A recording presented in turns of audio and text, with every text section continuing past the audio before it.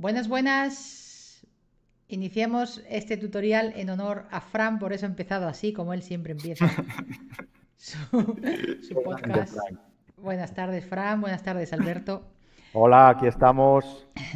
Vamos Buenas, a, buenas. bueno, vamos a comenzar este tutorial de Monasterium, un jueguecito de dureza media, pero muy, muy entretenido.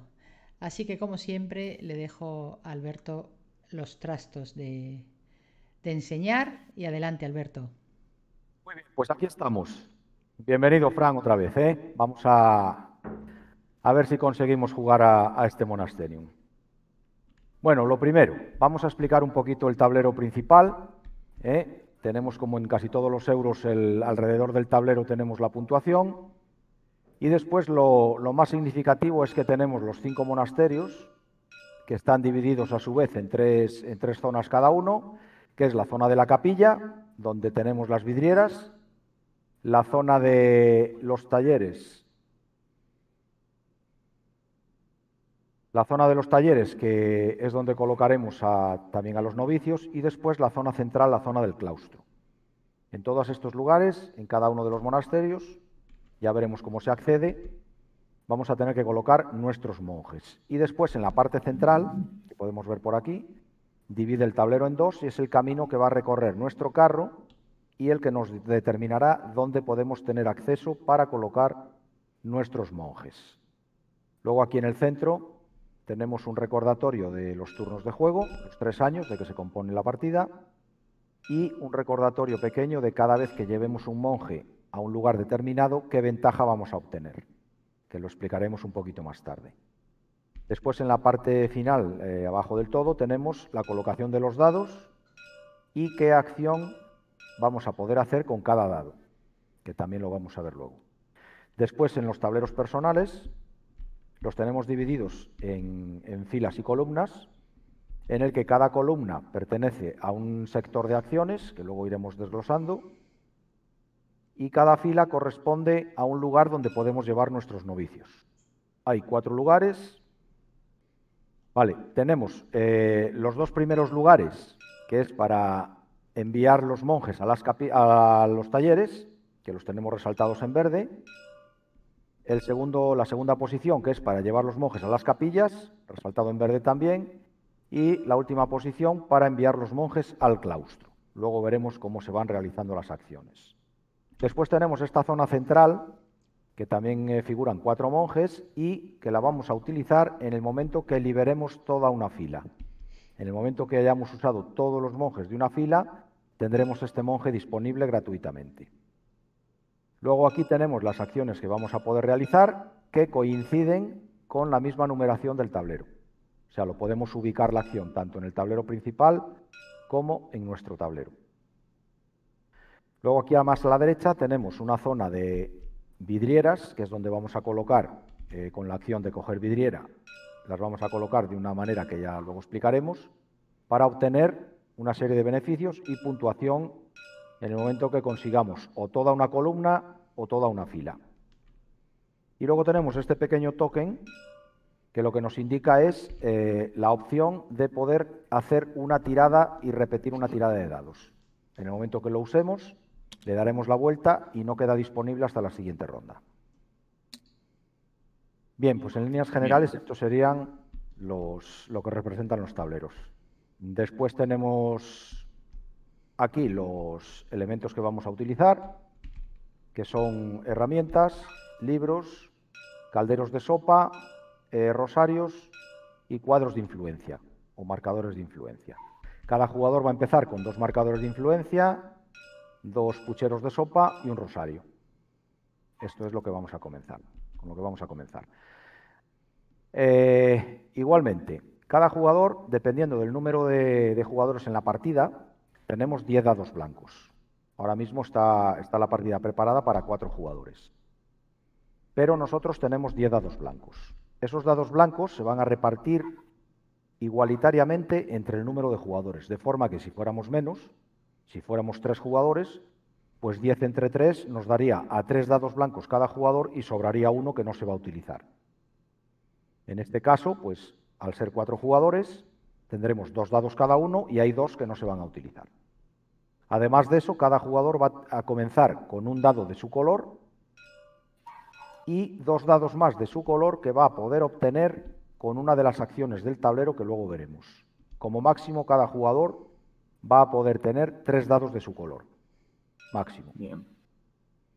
Bien, cosas que tenemos que saber y conceptos generales a la hora de colocar los dados y de utilizar los dados.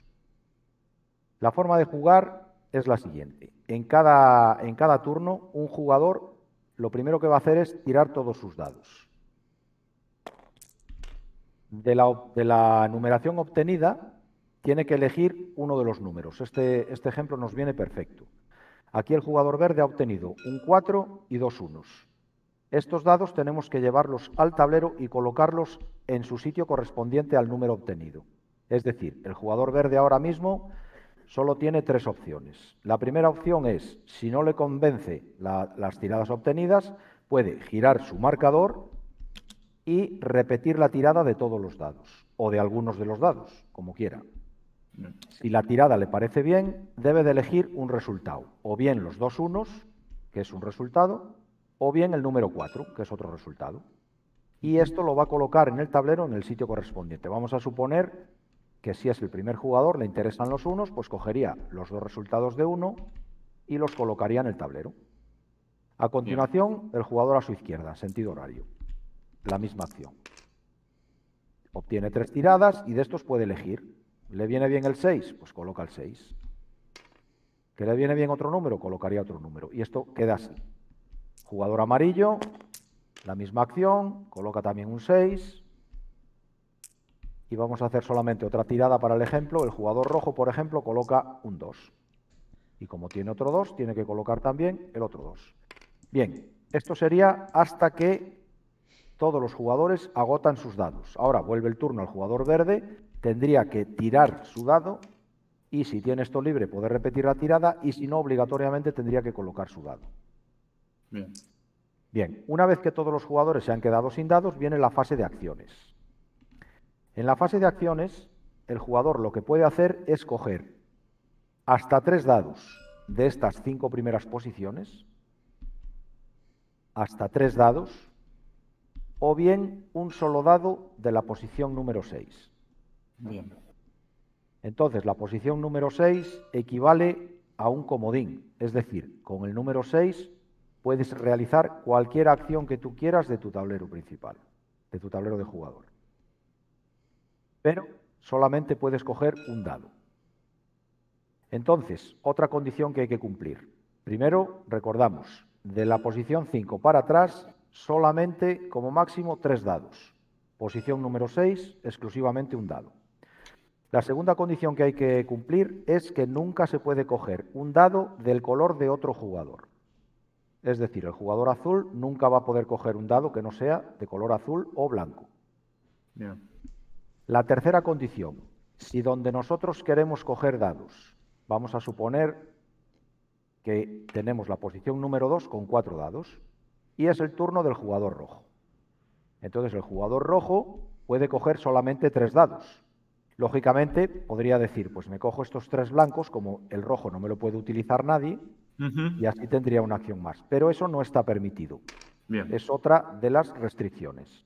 Entonces, si mi color, el dado de mi color, está presente en esa acción, obligatoriamente tiene que ser una de las elecciones. Por lo tanto, la opción del jugador rojo podría ser perfectamente coger los 3 dados, siempre y cuando venga el suyo en esa porción de 3 dados. Bien, y si el jugador rojo quisiera elegir un solo dado de todos esos 2 que había, ¿tiene que obligatoriamente elegir el rojo o puede elegir un blanco? No, si está su color, obligatoriamente, si solamente Bien. quiere hacer esto, que no sería el normal, no sería Bien. lógico, Sí. tendría que coger obligatoriamente este dado. Esto se cumple, donde mejor lo vamos a ver, es en la posición número 6. Perfecto, que siempre te tenés que llevar el tuyo primero, digamos, si es que está. Exactamente. El 6 aquí, el jugador amarillo, obligatoriamente tendría que coger su número 6. Muy bien. Pues esto es la forma de realizar las acciones. Se van haciendo acciones hasta que todos los sitios están vacíos. Con lo cual, no no es obligatorio que todos los jugadores hagan el mismo número de acciones ni con la misma potencia, porque lógicamente el que juega antes va a tener más opciones. Bien, entonces vamos ya con las acciones.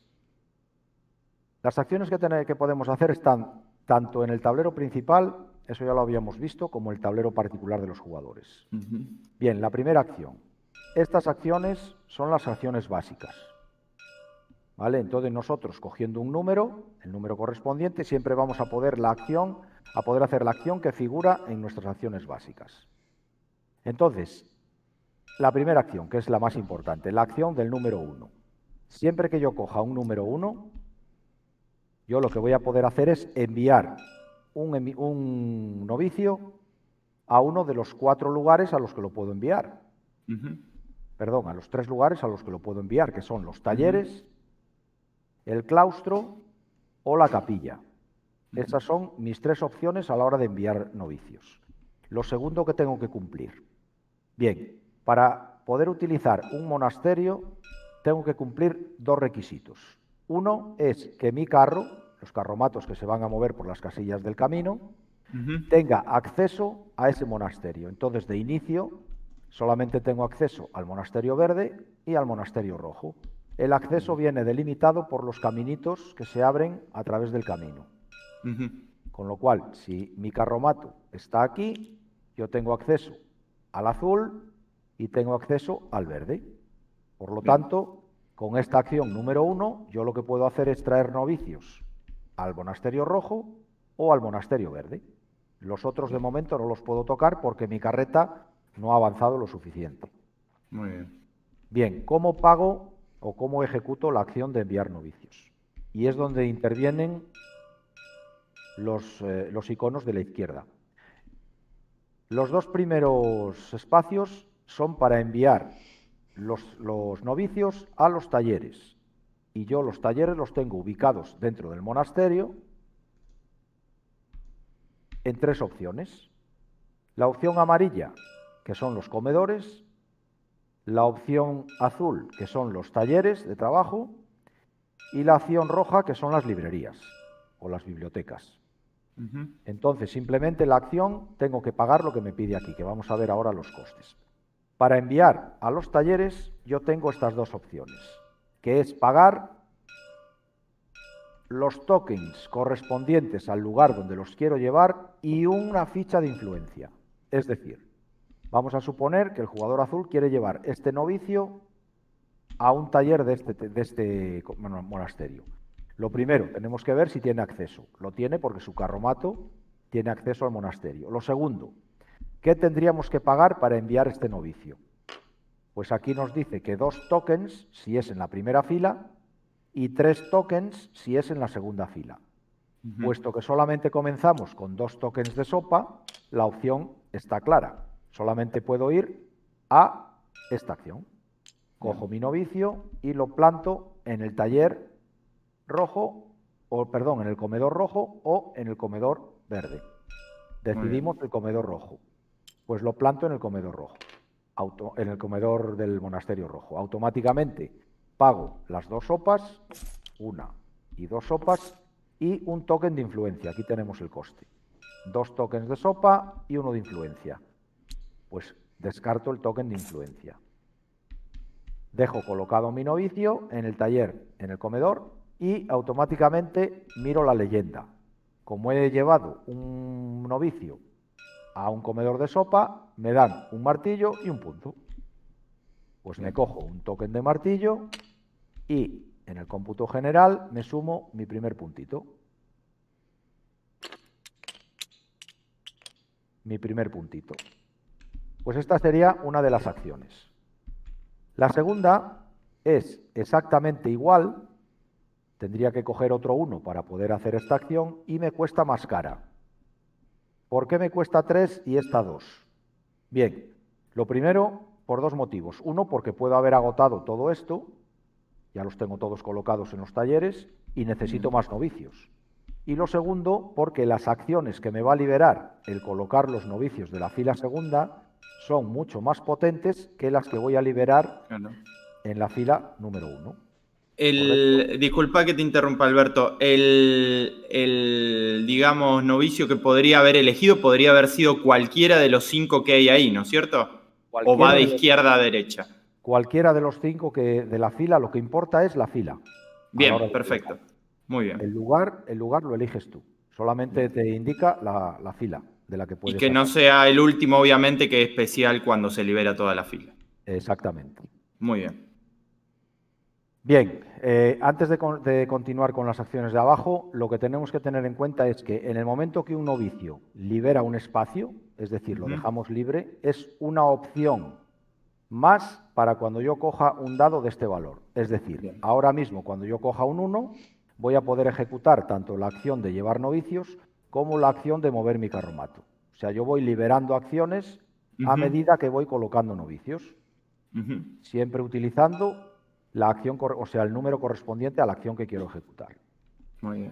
Cuando yo coja más de un dado, por ejemplo, aquí tenemos un 1 y aquí tenemos otro 1. Vamos a suponer que el jugador azul ha cogido 3 unos. Pues las opciones que tendría en este caso sería o bien hacer 3 envíos de monjes, o bien mover 3 la carreta, o dividirlo en el cómputo que él desee. 2 y 1, Bien. 3 y 0, etcétera. La única restricción que tenemos en ese caso es que en las filas 2 y 3 vemos que hay un 1 por. Eso significa que solamente se puede realizar una vez. Bien. Con lo cual, si el jugador azul tuviera 3 opciones y tuviera un 1 por liberado, podría hacer solamente una vez esa acción y el resto repartirlo como él deseara. Vale, pues hemos visto la opción de enviar un novicio a los talleres. La tercera línea. Con esta acción lo que podemos es enviar los novicios a las capillas. Ya vemos que tenemos aquí iluminada la capilla o coloreada en verde. Esto significa el lugar a donde los podemos enviar para que no haya equivocaciones. Entonces la opción sería volver a jugar otro 1 y traigo mi novicio y lo coloco en una de las capillas. Vamos a suponer que lo metemos también en la capilla roja.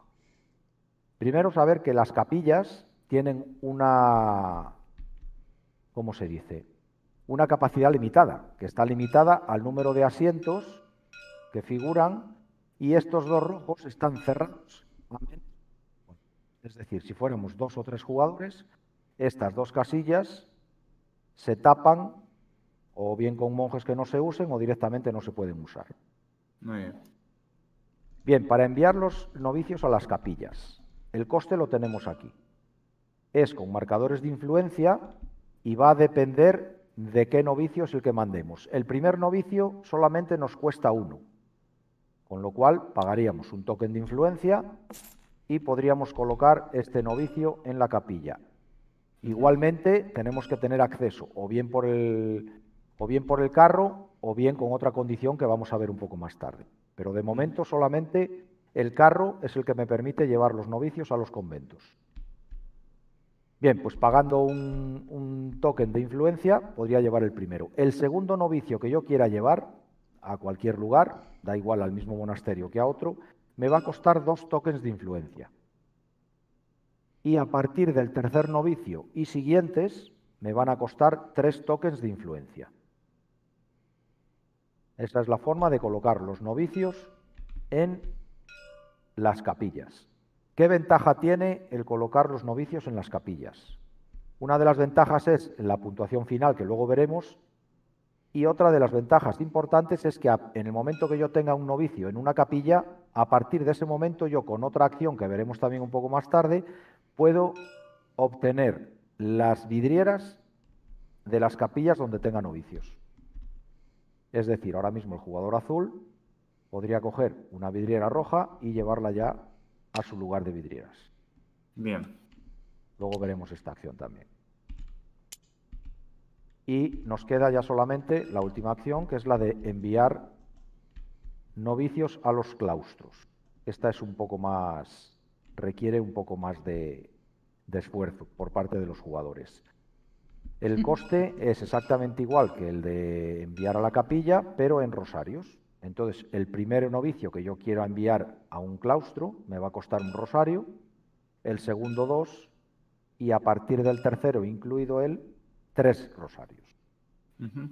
Además de esto, para poder colocar novicios en los claustros, tengo que cumplir otro requisito no menos importante, y es que tengo que haber situado previamente un novicio en uno de los talleres. Bien. Y que el lugar que yo voy a ocupar con el claustro, el novicio en el claustro, tiene que tener acceso a ese taller por las ventanitas.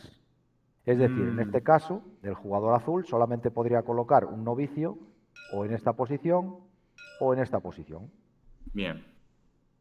El resto, aunque esté libre, no lo puede utilizar porque no tiene novicios en el resto de talleres. Y así en cada monasterio. Bien, bien. Bien, pues una vez visto esto, recordar que cuando en el momento que liberemos toda una fila, este novicio lo podemos colocar gratis. Sin embargo, el colocarlo gratis no nos exime de cumplir los requisitos para poder colocarlo. Me explico. Sí. Nosotros, en este caso, no nos costaría, si queremos colocar este novicio en una capilla, no nos costaría influencia, pero solamente lo podríamos colocar o aquí o aquí, porque nuestro carro no ha avanzado más ni tiene acceso a otros monasterios.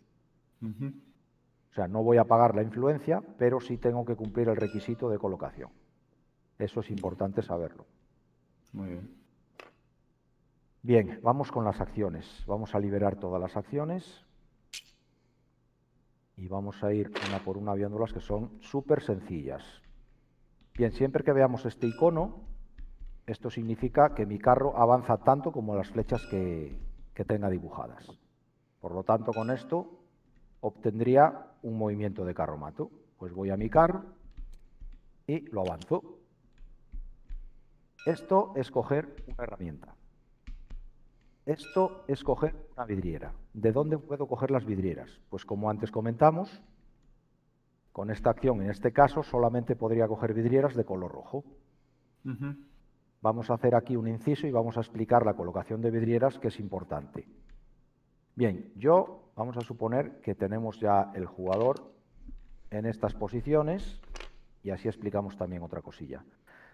Cuando hago esta acción, da igual en qué sitio lo haga, tenemos 5 opciones, yo puedo coger una vidriera. La vidriera siempre la tengo que colocar en el espacio más a la izquierda de la fila donde la quiera colocar.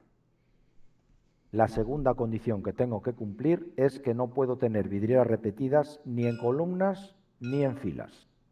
Bien. Y la siguiente condición que tengo que cumplir era colocarla a la izquierda, de forma que si yo ahora cojo otra vidriera roja, no la podría colocar. Exacto. Porque solo la podría colocar aquí o solo la podría colocar aquí. Por lo tanto, ahí ya me está limitando. Podría también, con esta acción, coger una vidriera azul, puesto que tengo un monje en el monasterio azul, y una vidriera multicolor, porque tengo un monje en la multicolor. Ah, bien, la multicolor lo hay. Eso es. Este es el objetivo. Ahora, cada vez que yo coloco una vidriera, la primera que hemos colocado, yo tengo la opción de coger o bien el recurso de la izquierda o bien el recurso de arriba. Uno de los dos exclusivamente. Bien. Cuando coloco la segunda, exactamente igual. O bien este o bien este. Uno de los dos. Y cuando coloco la tercera, automáticamente cojo o uno de arriba o un horizontal y me sumo enseguida los puntos de la fila que he completado o de la columna, como en este caso que he completado. Muy bien. Si coincide con la colocación, que lleno las dos, pues me cogería tanto la de la fila como la de la columna. Muy bien. Esto en cuanto a las vidrieras, no hay más. Bien, nos hemos quedado aquí. Bien, después está esta acción. Esta acción es que en el momento que yo retire este monje para llevarlo a un claustro, lo colocaría en el claustro y esto significa que automáticamente le doy la vuelta a esta acción. De forma que me sigue quedando la acción, pero a partir de este momento, en el momento que yo haga una acción con el número 1, me van a dar un punto por cada acción que realice. Bien. Es decir, si este jugador ha cogido 3 unos, tiene 3 opciones, pero se va a sumar 3 puntos. Muy bien. Un punto por dado. Bien, esta Aquí cogería un caldero de sopa. Esta, recordar, es infinita. Me puedo coger, si tengo 3 doses, hasta 3 calderos de sopa. Rosarios. Esta podría enviar un monje a cualquier lugar, a un taller, pagando una influencia menos. Es decir, sin pagar la influencia. Esta es coger una vidriera y esta sería girar la acción número 2. Coger sopa, esta es coger o 2 tokens de sopa, 2 de influencia o 2 rosarios, una vidriera, girar la acción 3, que es coger influencia. La acción 4, coger rosarios, coger influencia, mover 2 el carromato solamente una vez, una vidriera, girar el token de la acción. Y la número 5 es mover un carruaje.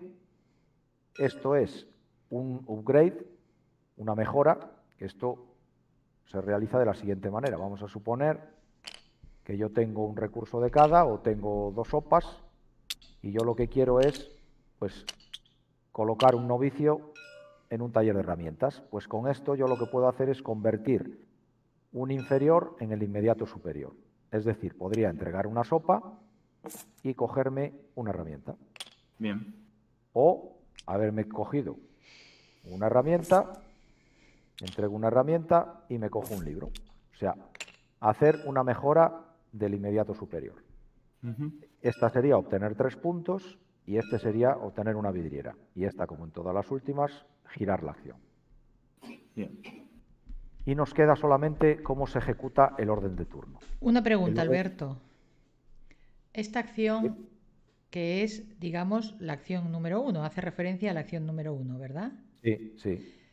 Significa que si yo la elijo porque he cogido un 2, puedo hacer poner un novicio en cualquiera de las filas pagando lo que me toque menos una influencia menos.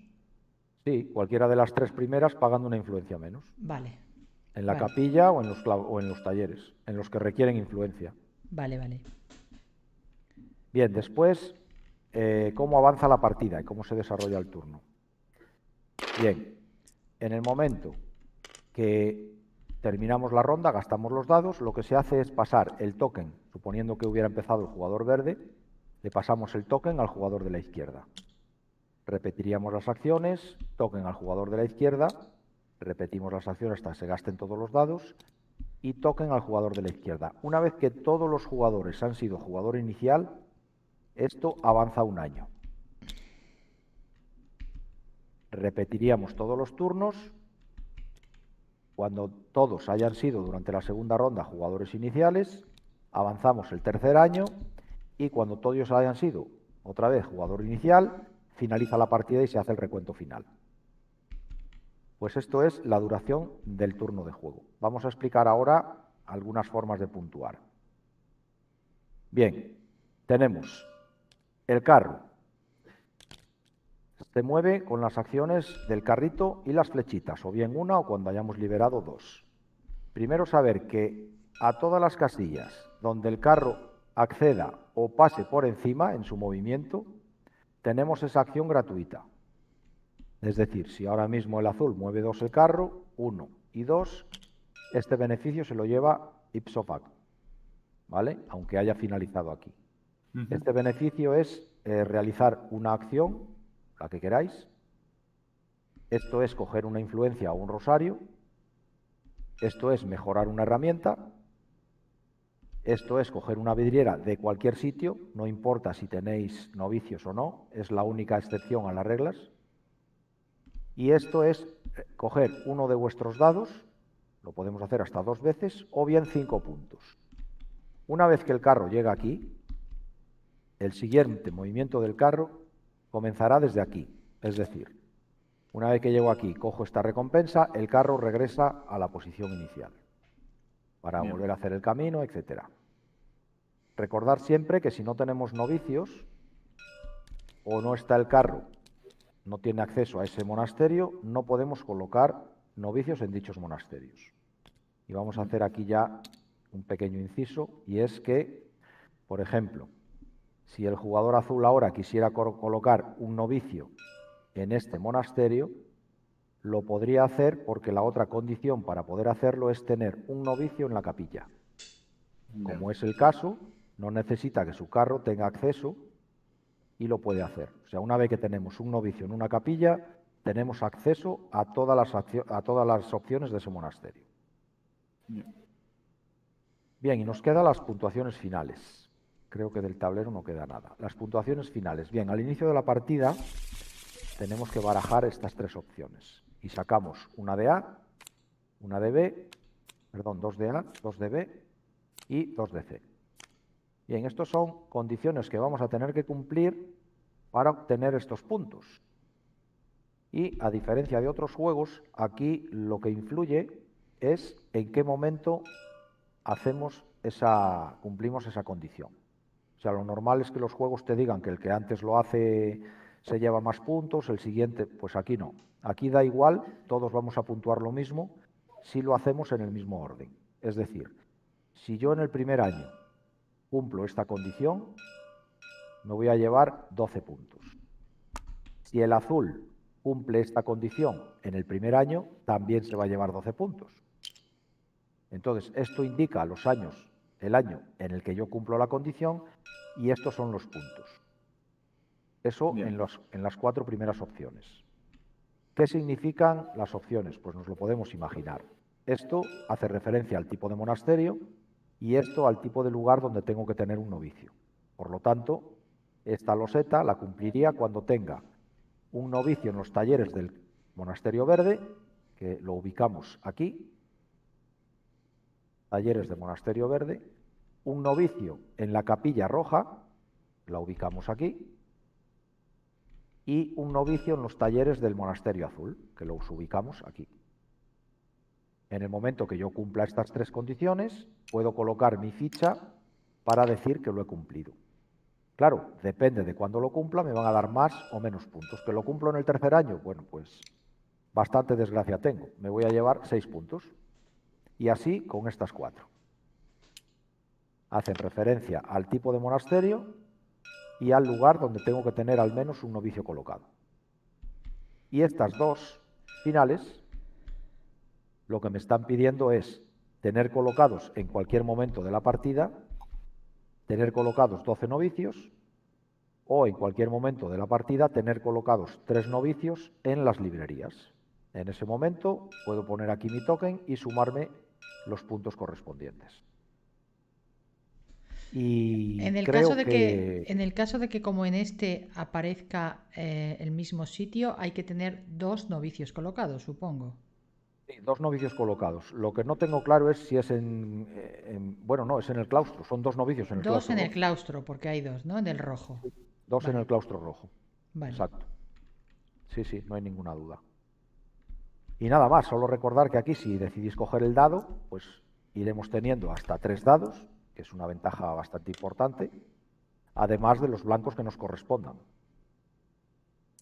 Una cosa que podemos aclarar, por si acaso igual hay alguna dudilla, en el momento que finaliza la ronda, a lo mejor un jugador pues ha tenido suerte y la ronda acaba así. El jugador amarillo, por desgracia, solo pudo hacer 2 acciones y el jugador azul pues hizo 4. En este momento, antes de tirar los dados para la siguiente ronda, hay que suministrar los dados a los jugadores que tengan menos para igualar. O sea, todos los jugadores tienen que comenzar la ronda con el mismo número de dados. Esto igual no lo habíamos dicho, pero es así. Y a partir de ahí, pues se puede comenzar ya la siguiente ronda. Y creo que esto es todo. ¿Cómo lo ves, Fran? ¿Alguna dudilla? Bien. Sí. No, creo que ninguna. Excepto un poco el orden de juego. Eso de las rondas, que creo que no me quedó muy claro. O sea, si yo le toca. Cada vez que alguien agarra tantos dados, por ejemplo, yo agarro los 3 del 1, hago la acción 1 con fuerza 3, digamos, en ese momento, ¿no es cierto? Sí, correcto. Bien, perfecto. Y después alguien agarra el 2, por ejemplo, y hace la acción 2. Y ahí cuando todos los dados se acaban de acá, que no quedan dados para agarrar, ahí se pasa el primer jugador y empieza en la misma ronda todo otra vez, digamos, de poner los dados y después de ir sacándolos. Sí, es en el mismo año una En el ronda mismo diferente. año. Bien, perfecto. Eso es. Bien, Sí. bien. Listo, no, me quedó claro todo. Y cuando todos han sido jugador inicial es cuando se avanza el año. Esto lo que te garantiza es que no tengas desventaja a la hora de elegir dados en primer posición, Sí. porque es bastante importante. Sí, es como que cuando sos primero poniendo dados, medio que te va eligiendo tus acciones, pero cuando sos segundo, tercero o cuarto poniendo dados, capaz que le estás dando más fuerza a alguna acción que no va a poder tomar vos. Entonces hay que tener cuidado con eso. Exacto. Además, Así es. piensa que puedes coger de 1 a 3 dados. Entonces, una Sí. acción, Sí. No, una acción 3, de fuerza 3, una locura.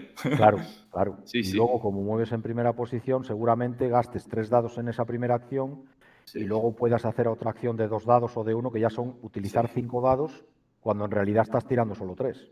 Sí. Y Entonces, como también siendo último te va a quedar lo que nadie más eligió también en el último dado que capaz que no querés hacer. Pero bien. Eso Bien.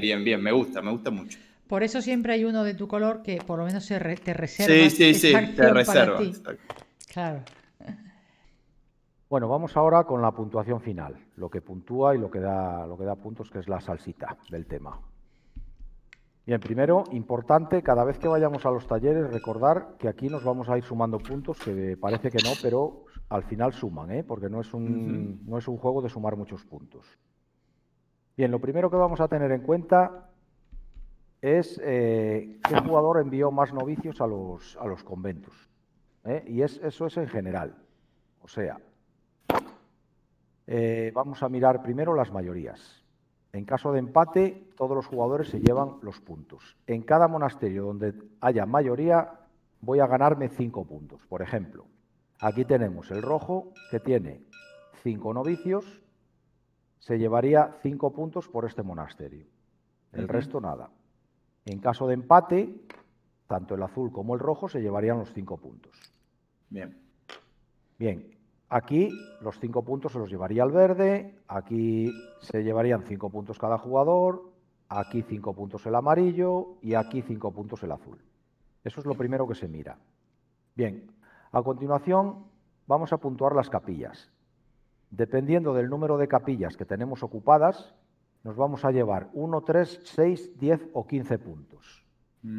Por ejemplo, el azul tiene ocupadas 4 capillas. Pues el azul con 4 capillas se va a llevar 10 puntos. Eso es lo que se sumaría. El rojo, por ejemplo, tiene presencia en 1, 2 y 3 capillas. Pues se llevaría 6 puntos. El amarillo, presencia en 2 capillas, se llevaría 3 puntos. Y el verde, el pobre desgraciado, pues se llevaría 1 punto, porque solo tiene un monje en una capilla. Esa sería la segunda puntuación. Bien, y ahora viene la más interesante, el claustro. El claustro, recordamos que es donde pagamos con rosarios y para poder acceder hay que tener previamente monjes en los talleres. Bueno, la puntuación del claustro se realiza multiplicando los monjes que haya en la capilla por los monjes que tengamos en el claustro y por 2. Es decir, en este caso, el jugador rojo tendría 1 por 2 es 2, por 2, 4 puntos. Pues el rojo sumaría 4 puntos. El azul tendría 2 por 1, 2, por 2, 4 puntos. Lo mismo. Con lo cual nos podemos fijar que metiendo 3 monjes en una capilla y solamente 2 en el claustro, serían 3 por 2, 5, por 2 ya tendríamos 10 puntos. 3 por 2, 6, por 2, 12. Bien, Perdón, Alberto. 3 por Bien. 2, 6, por 2, 12. Bueno, así Bien. se entiende por qué toda mi vida estudié por letras.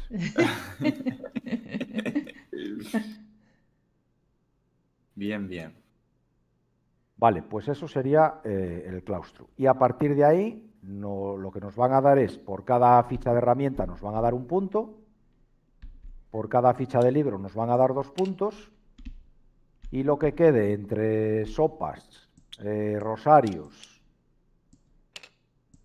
influencia y demás, se divide todo entre 2 y cada 2 es un punto. Siempre redondeando hacia abajo. Y ya está, no hay más puntos. Eso es lo que hay. Pues este es el juego. Este es el juego, así de fácil. Pues muy bien. Bien, bien.